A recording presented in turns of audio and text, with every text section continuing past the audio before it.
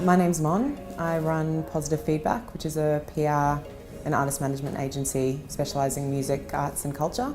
So Positive Feedback started about 9 or 10 years ago in my lounge room in Darlinghurst. My previous experience had been as a music journalist back in WA, and then I'd kind of moved over to Sydney and worked for an independent record label called Creative Vibes. So we are essentially servicing people's music to radio, to online, to print publications and to television. So we're telling the story on the behalf of the artist. I really think the biggest part of what we do here is strategy. It's a marathon, not a sprint, so we really want to be pacing ourselves and working out at what stage of a campaign we're going to be targeting different outlets.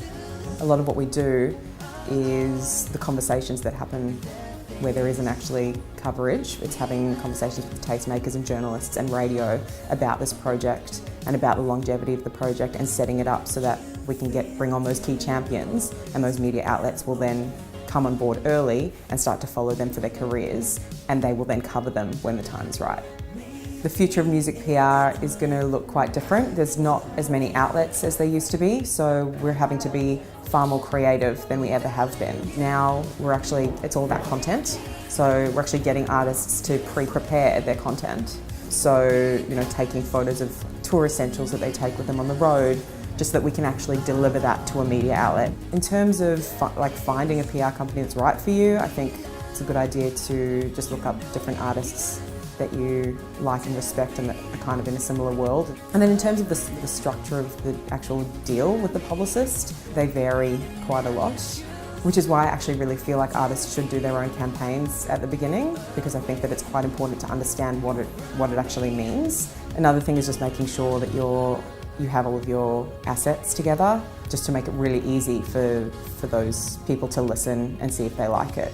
I think something that's really important to consider before you even start a PR campaign is becoming really clear on who you are as an artist, and a kind of little process thing that I do with artists that I manage and have started to introduce with PR clients is putting together sort of like a manifesto or a mood board.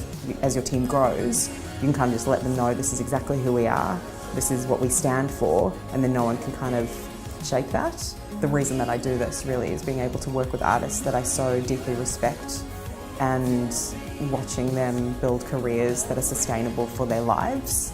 So one of my most memorable experiences is probably in a management capacity with a band that I look after called Little May. And seeing them play in sold-out rooms in the middle of Chicago, 250 people singing along to the words is just like mind-blowing to me. And it's kind of those sorts of moments because we work so hard in this industry.